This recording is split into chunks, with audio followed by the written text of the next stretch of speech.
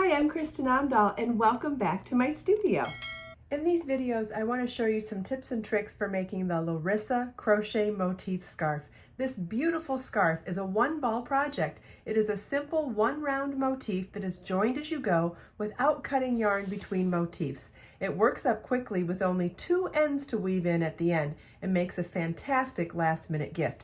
You will need 300 yards of No. 2 sport weight yarn, a G6 or 4mm crochet hook, yarn needle, and scissors.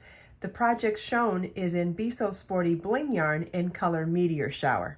Before we begin crocheting, I wanted to help familiarize you with this type of crochet chart. Normally when you're making motifs, you make one whole motif, then you cut the yarn and start over again. But with this particular technique, we don't have to do that. We're going to be working partial motifs along rows, and then at the end of the row, come back and complete all of those motifs. And as we work up with additional rows of motifs, we'll be doing the same thing. And then as we continue for the desired length of our project, and so this applies whether you're making this scarf or not, once we're at the end of our last row, then we come back and complete the outside column all the way back down and slip stitch to join at the first motif before fastening off. I'll show you this again as we do it with the yarn, but I wanted to familiarize you with the charts first. Notice how there are several colors.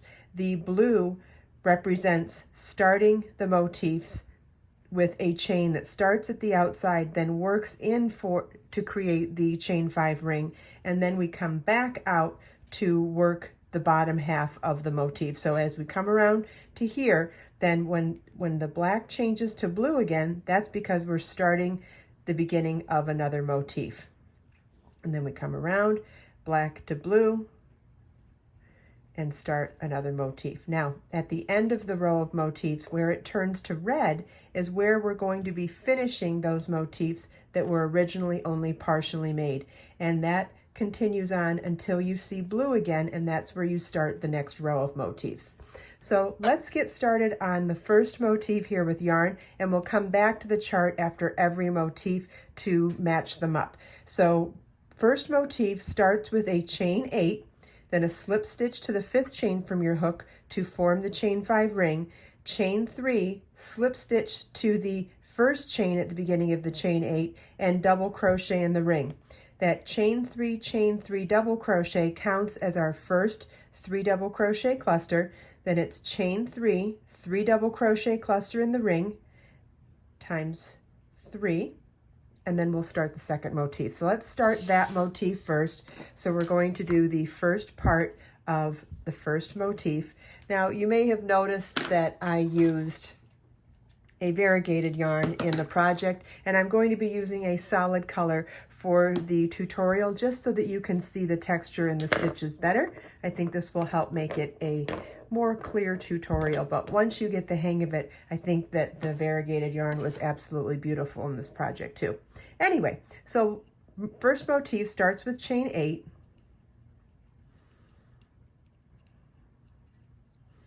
slip stitch to the 5th chain from your hook to form the chain 5 ring, chain 3,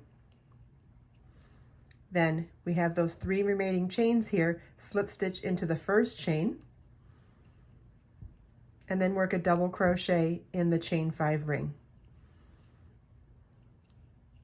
And so those 2 chain 3s and the double crochet count as our first 3 double crochet cluster. Then the instructions say chain 3 and 3 double crochet cluster 3 times in the ring. Double crochet cluster is yarn over your hook, insert your hook in the ring, yarn over, pull up a loop, yarn over, pull through 2, yarn over, insert your hook in the ring, yarn over, pull up a loop, yarn over, pull through 2, yarn over, insert your hook in the ring, yarn over, pull up a loop, yarn over, pull through 2. We now have 4 loops on our hook, yarn over, pull through all 4 loops on the hook. Okay, we'll do that 2 more times.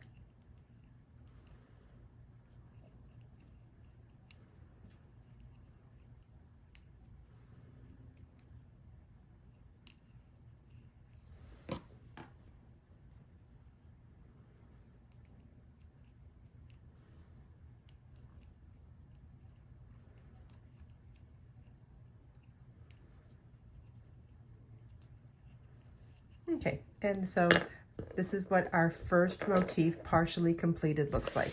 And if you compare it to the blue and black representation on the chart, it looks very similar to what it shows on the chart. So now we're ready to partially begin our second motif, and this starts with a chain 9, follow in the blue, chain 9, slip stitch to the 5th chain to form your ring, chain 3, slip stitch to the 3rd chain, leaving that last chain unworked, and then we'll work chain 3, 3 double crochet cluster in the ring 3 times.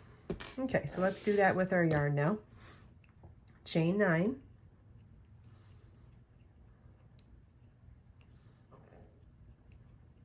slip stitch into the 5th chain from your hook to form the chain 5 ring, chain 3, count up 3 chains, slip stitch into that 3rd chain, oops, and make sure that that last chain, or the first chain, however you look at it, is left unworked. And then we'll work over that chain and work a double crochet into the ring. The 2 chains plus the double crochet count as our first 3 double crochet cluster, and then 3 times we're going to work chain 3, 3 double crochet cluster in the ring.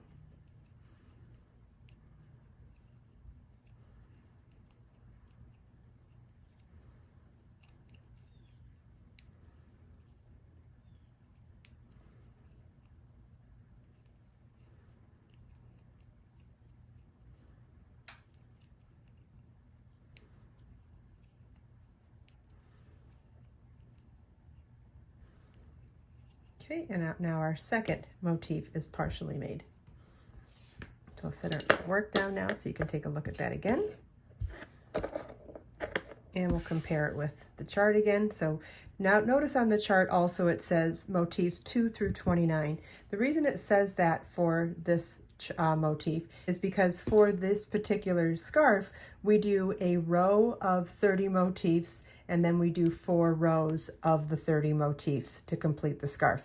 So if you wanted to make this exactly as written, you could do 3 motifs, but I'm going to do 4 motifs wide for the demonstration just to show you that this is the one that we repeat if we're repeating at all to make this longer. So we'll do one more of motif 2, chain 9.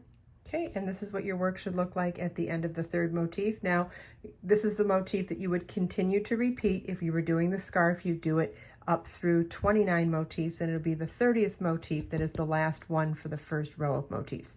So we're going to do this motif now, and notice that it starts with a chain 9, slip stitch to the 5th chain from your hook to form a ring, chain 3, slip stitch into the 3rd chain, then making sure you skip that last chain, and then it is chain 3, 3 double crochet cluster 1, 2, 3, 4, 5 times in the ring, chain 3, and single crochet in that last skipped chain 1 space. So let's do that now. So we start with a chain 9, then slip stitch into the 5th chain to form your chain 5 ring, chain 3, slip stitch into the 3rd chain, working over those 2 chains, double crochet in the ring, then 5 times we'll work chain 3, 3 double crochet cluster in the ring,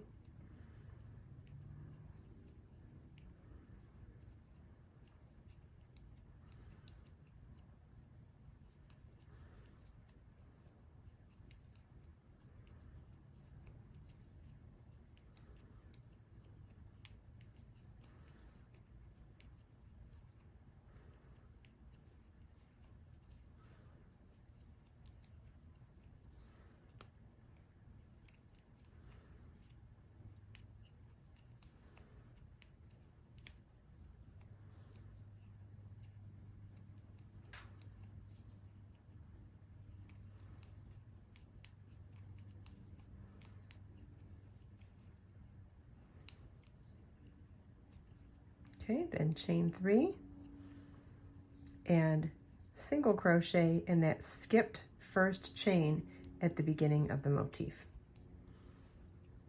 Okay, so I'm going to set this down again so you can see what that looks like. And as you can see, we have our first completed motif.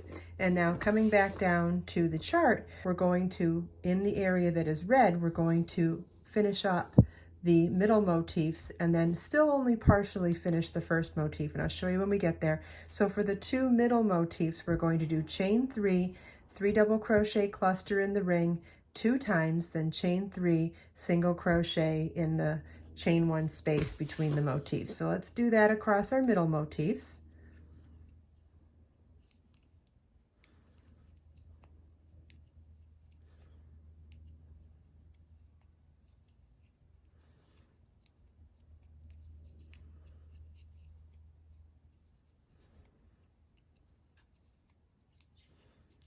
Chain 3 and single crochet in the chain 1 space between the two motifs.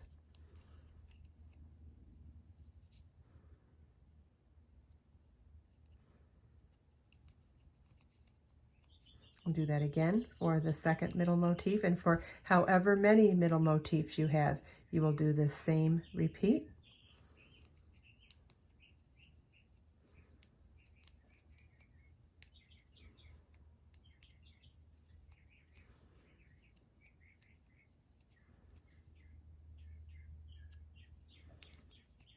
Okay, so now we're back to the first motif, and we're going to do chain 3, 3 double crochet cluster times 2 in that first motif, but we're not going to complete it until we finish the project.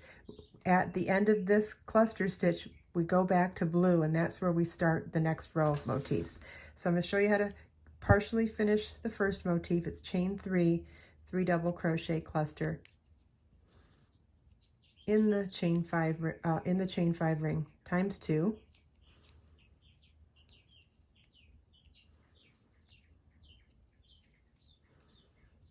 Okay, and then we will finish that motif at the very end of the project. So this is what your work should look like at the end of the first row of motifs, remembering there's always a first, always a last, and it is the motif in the middle that you can repeat as many times as you want for whatever size project. If you're making the exact same Larissa scarf without any modifications, it would be 1, 2 through 29, and 30. In the next video, I'll show you how to work the second row of motifs and join them to the previous row of motifs as we go.